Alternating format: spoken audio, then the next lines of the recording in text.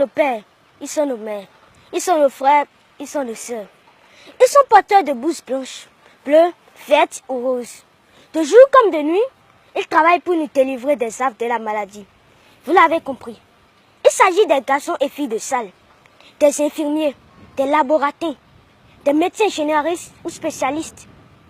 Il s'agit des sages-femmes donneuses de vie, des professeurs de haut rang. Bref, il s'agit de tout ce qui constitue le corps médical et qui exerce la noble fonction de soigner et de sauver des vies en République du Bénin. Ici, chez nous, en République du Bénin, tout ce beau monde est désormais interdit de grève. Ainsi en a décidé notre gouvernement. Et telle a été dernièrement la décision des 7 sages de la Cour constitutionnelle. Depuis la prise de cette décision, dans nos rues, ça ronchonne, ça gronde, mais ça jubile et ça applaudit aussi. Je vous propose pour cet épisode de Palabre citoyenne la réaction de nos compatriotes sur le retrait du droit de grève au personnel médical. Ça va discuter, ça va débattre, ça va déménager, ça va déconner grave, je vous le promets. À l'entame, je dirais que notre Constitution, dans son article 31, a prévu le droit de grève.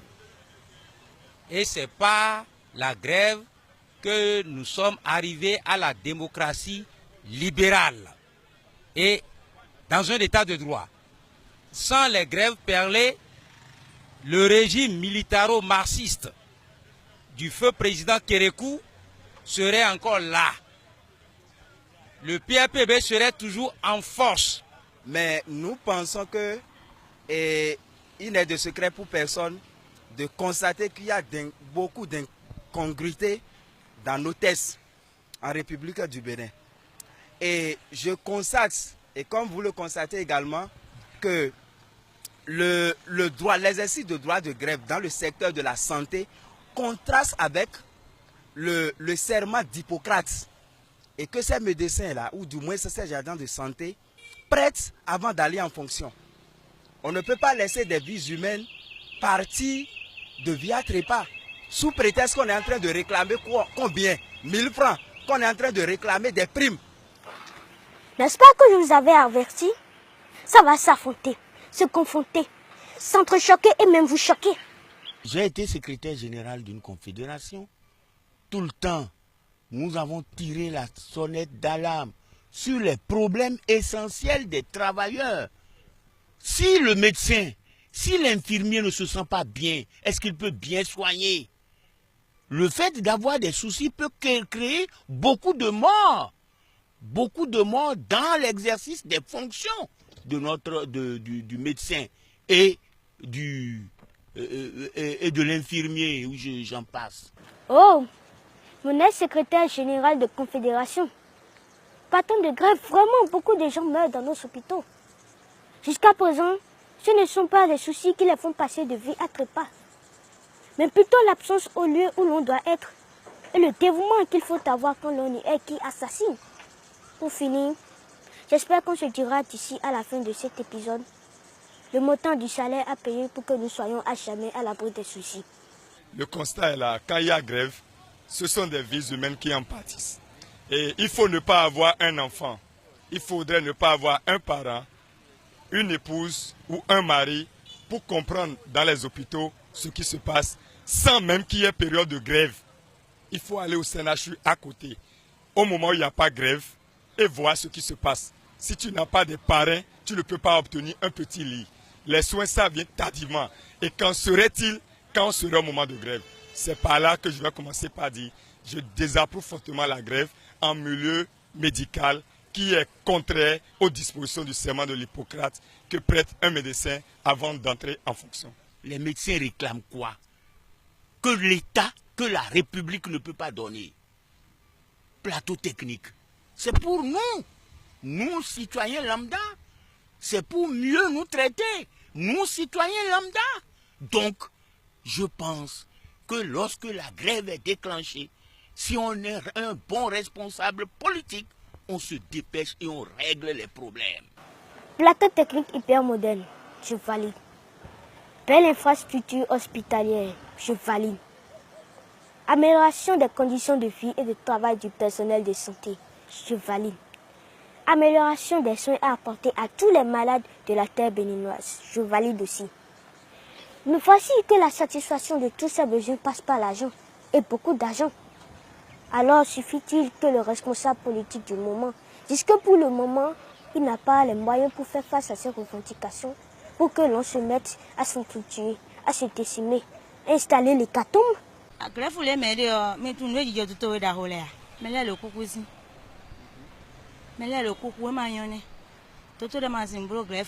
Ce sont les pauvres.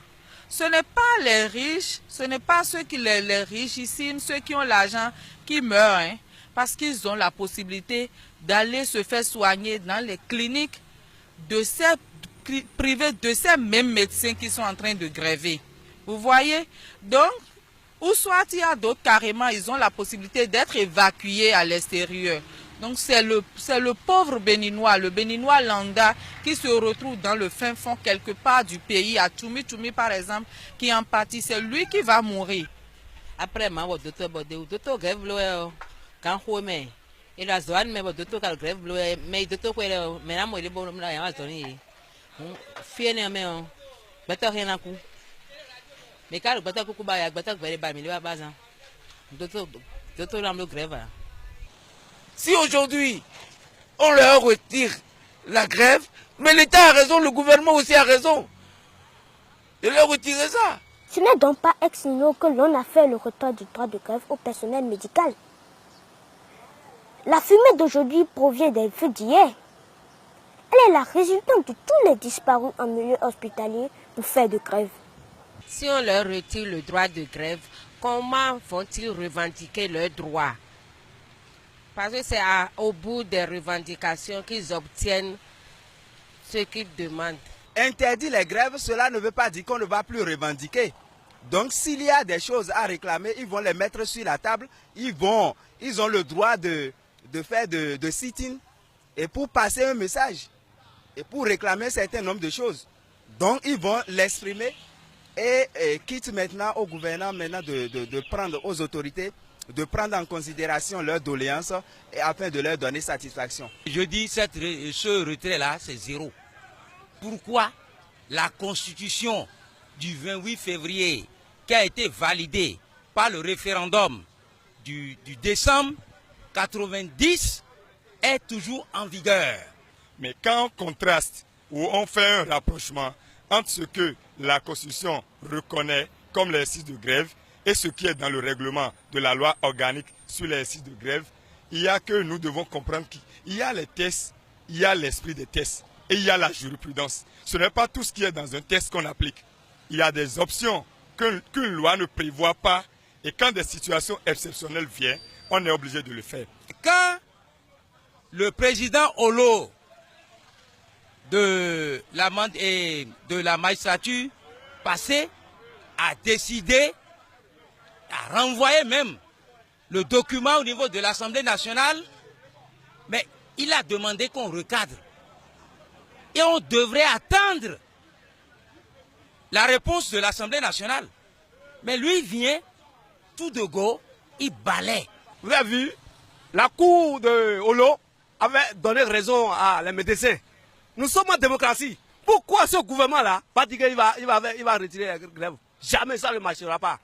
Ça ne marchera pas dans ce pays. Ça ne marchera pas. Là, à tout point de vue, ça va dans tous les sens. Ça se fait houleux, injurieux, démesuré. À ce titre, il conviendrait de mettre fin au pugilat. Pour moi, tous ces débats, pour ou contre, n'ont pas de raison d'être quand il s'agit de vies humaines. Quand la mort menace, tout devient urgent. L'on balaie et brise les obstacles pour sortir des frontières de la mort afin d'avoir la vie sauve. Nous sommes pour la vie, nous ne sommes pas pour la mort. Ici, on a constaté des grèves 5 jours sur 5. Et vous imaginez, ça viole le règlement intérieur même de l'exercice de la loi portant exercice du droit de grève. Mais il faut que les gens aussi, ceux qui ont prêté serment, ont le minimum de raison. On ne peut pas faire une grève sans la moindre, comment dirais-je, service minimum. Ça, je serai à la place de Talon, vraiment je ferai pire que ça. Mais depuis qu'ils sont en train d'observer les grèves, qu'est-ce qui a changé? Moi, depuis que je suis né, avant moi, il y a les grèves qui s'observent dans le secteur de la santé. Et les grèves toujours, mais ils n'ont jamais eu de satisfaction. Donc ce n'est pas maintenant qu'on va leur arracher les grèves et qu'ils vont nous dire que bon, ils n'auront plus de satisfaction par rapport à leurs doléances. Tout ce que le chef de l'État dit, c'est clair. Et avec la main dans la main, ils vont s'entendre sur les conditions, comment régler les problèmes. Ils peuvent être mécontents, mais c'est un vin qu'ils sont obligés de boire. Le message que je lance, c'est de saisir les instances internationales de droits de l'homme et du peuple pour défendre leurs droits. Il ne faudrait pas qu'ils se rendent justice. Parce que lorsqu'ils exercent leurs droits, on sait combien de personnes qui meurent en une journée. Ils sont des humains. Je leur demande de jouir de leurs droits, mais avec un peu de réserve. Mais là, ils n'ont qu'à essayer de voir le pauvre béninois qui meurt, les pauvres femmes béninoises qui meurent sur les tables d'accouchement en travail quand ils font la grève. Parce qu'il s'agit de la personne humaine. Moi, je me base surtout sur ce côté. Parce qu'on a, comme on le dit, le jour où tu meurs, tu n'emportes rien. Et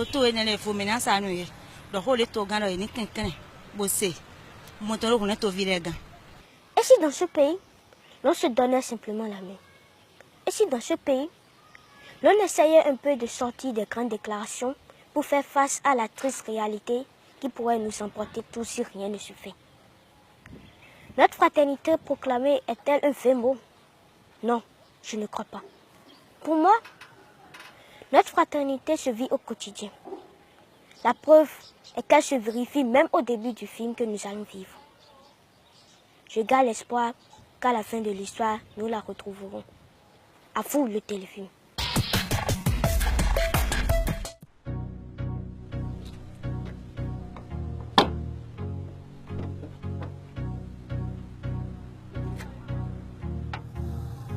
C'est pas possible.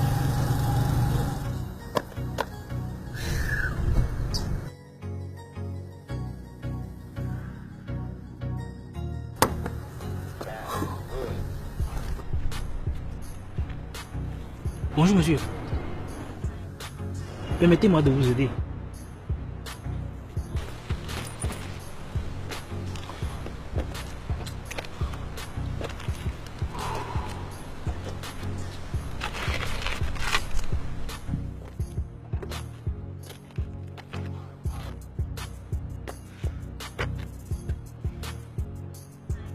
Apparemment, vous êtes élève.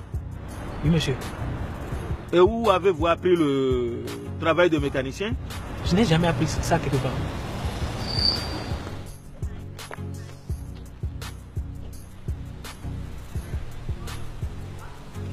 Je crois que c'est les croches qui ont bougé.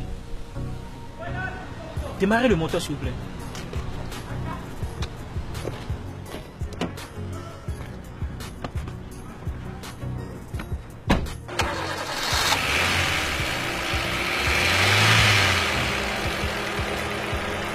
Venez s'il vous plaît. Tenez, c'est juste pour mouiller la gorge après cet effort. Merci monsieur. C'était juste pour vous donner un coup de main. Bon. Apparemment, nous allons tous deux dans la même direction. Et si je vous avançais un peu? Ce serait une aide précieuse monsieur. Alors venez.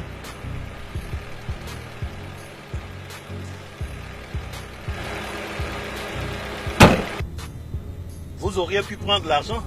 Je vous l'ai donné de bon cœur. Pour un bienfait, n'attends jamais une récompense en retour. Tel me parlait mon bon père.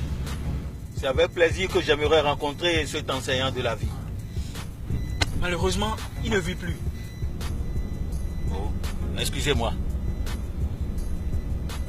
Et votre mère et vos frères et sœurs sont-ils aussi gentils que vous? Je n'ai qu'une petite sœur et aussi ma mère, une très belle femme que la maladie est en train de ronger à petits coups. De quoi souffre-t-elle? De plusieurs choses qui ont malheureusement fini par la clouer au lit. On dirait que vous avez perdu tout espoir. Pas du tout. C'est pour cela que je me bats pour décrocher mon bac et faire des études en médecine pour pouvoir soigner ma mère et lui donner la santé. Donc en quelque sorte, nous serons collègues pour sauver ensemble des vies humaines. Vous êtes médecin?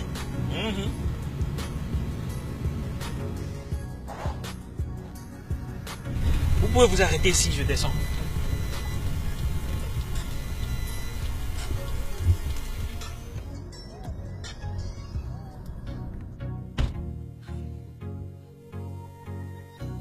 Comment?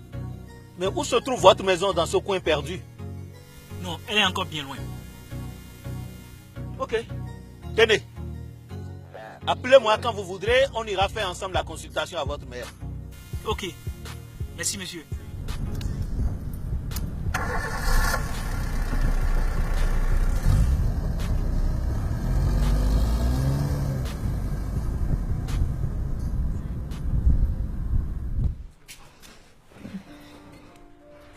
Ce soir, c'est moi qui donne à manger à maman. Tu ferais mieux d'aller apprendre ta leçon. La dernière fois, tu as sali tout l'habit de maman. Non, elle se l'a fait. La dernière fois, c'était ma faute. Bon, vas-y.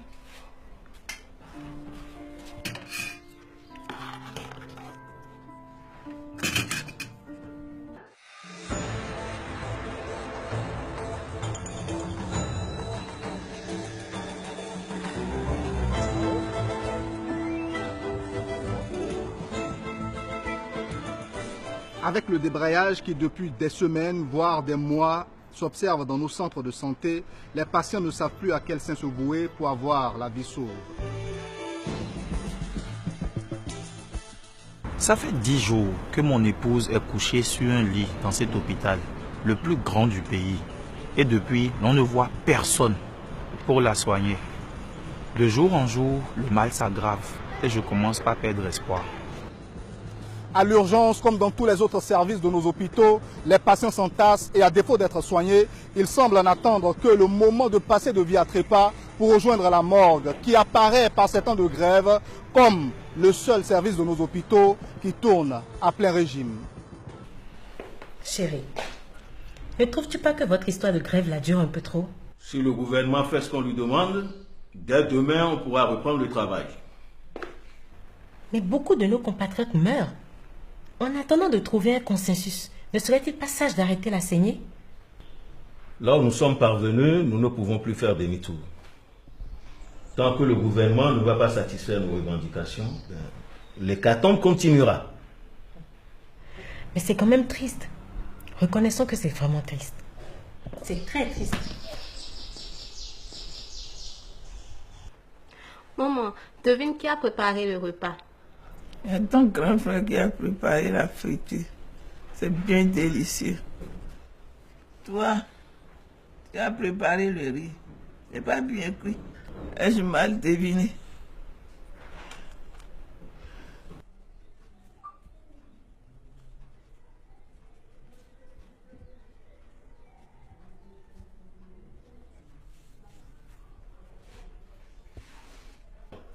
Aïe. Aïe.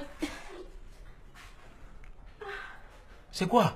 Grand frère, ça gagouille à l'intérieur comme c'est pas permis. Ça doit être une indigestion. Tu as dû manger une saleté. Je crois avec du fraîchis, ça va se calmer.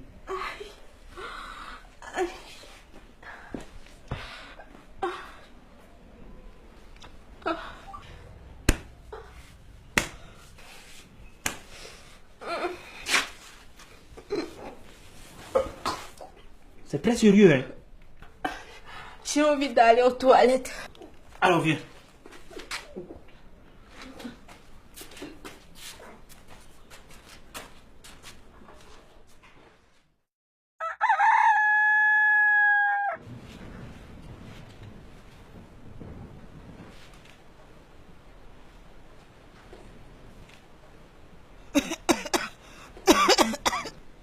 Ah, maman, tu es réveillée? Qu'est-ce qui vous fait courir, toi et ta soeur, depuis 2 heures du matin? Pas quelque chose de grave, maman. C'est justement pour l'amener au dispensaire que je viens chercher un peu d'argent dans ma tirerie. amène là, à Cotonou, au grand hôpital. Là-bas, ce sera plus sûr. Ah, maman, là-bas, il nous faut beaucoup d'argent.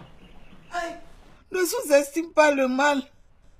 Regarde dans mon tiroir, à droite, tu trouveras une boîte blanche. Il y a un peu d'argent dedans.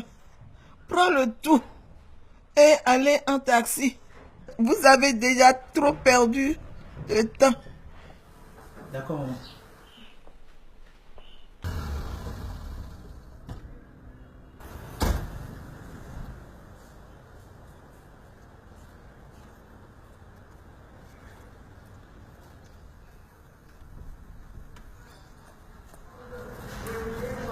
Monsieur, où sont les brancardiers? Je suis venu avec une malade.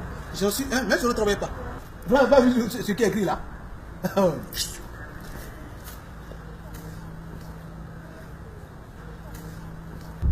Mais viens me dégager à celle de là. J'ai d'autres clients à transporter.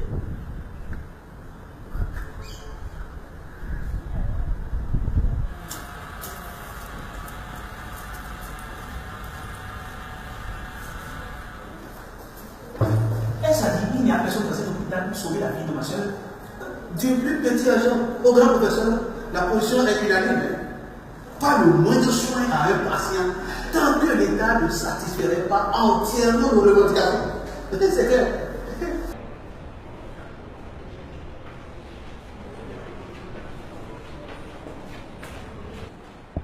Je vous en supplie. S'il y a quelque chose à faire, dites-le moi pour que je le fasse. Il faut que ma soeur s'en sorte.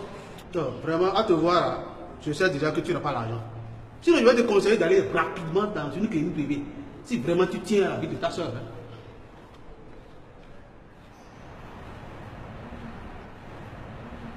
Quoi? C'est le bureau du professeur Kolaolé. Tu le connais?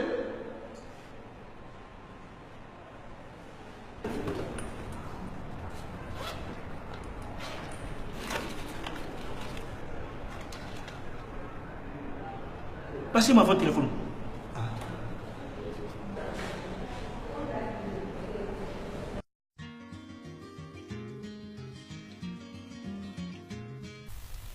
Allô?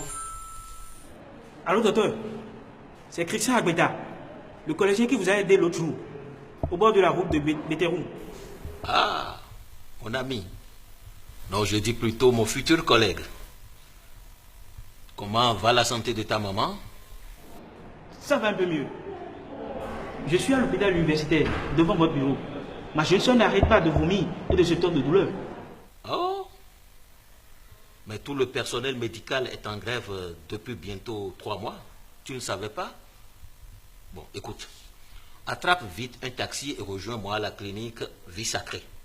Je te dois bien ça, hein, cher futur collègue. D'accord, docteur. Donc, il est un grand professeur. Hein?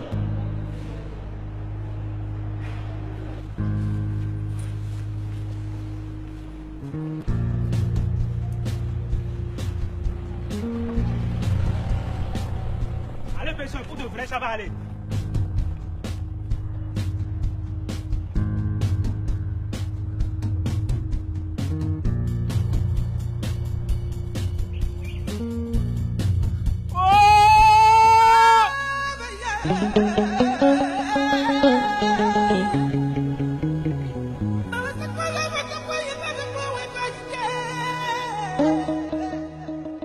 Que jamais Dieu n'abandonne la terre.